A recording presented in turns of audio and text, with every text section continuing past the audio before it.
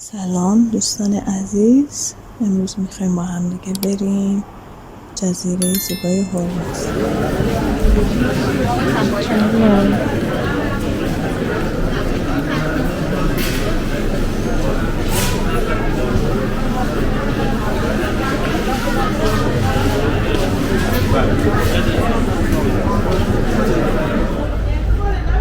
بازم تقریبا 50 دقیقه طول کشید تا رسیدیم جزیره هرمز.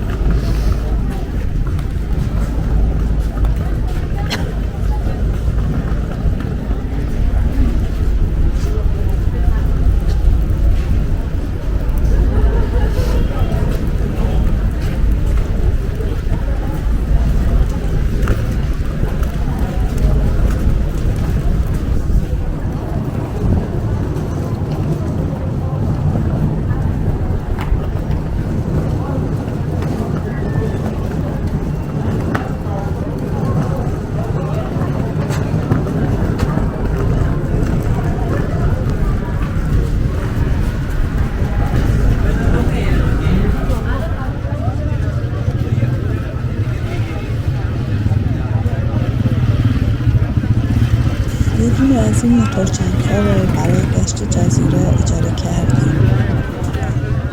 اومدیم اینجا صبحونه بخوریم، بعدش هم بریم جای دیدنی جزیره رو ببینیم.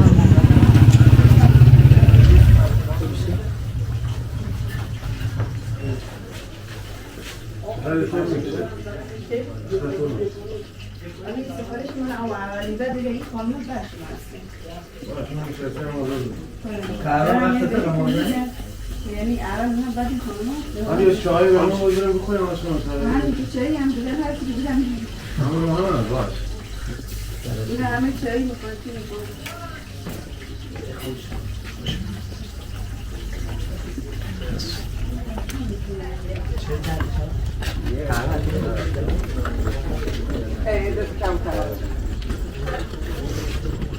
رو پشت اون رو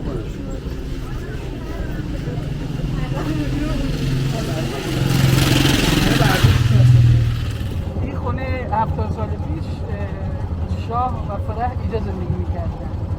الان متروکه است؟ نه الان متروکه همین دسته الان این سپاه گرفته و نمیدونم نقشه دفاع مقدس و این داستان‌ها نظامی طور شده. این کاشکی بدم؟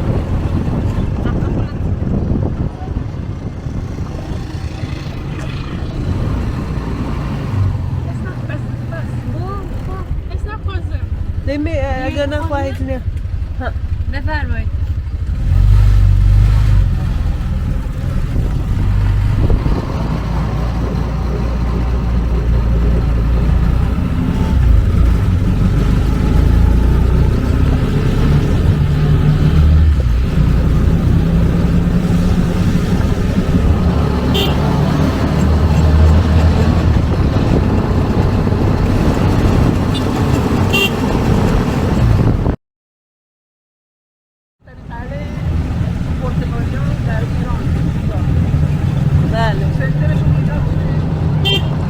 بله اونجا رو دیدیم. 30 سال طول کشیده که درست بکنه.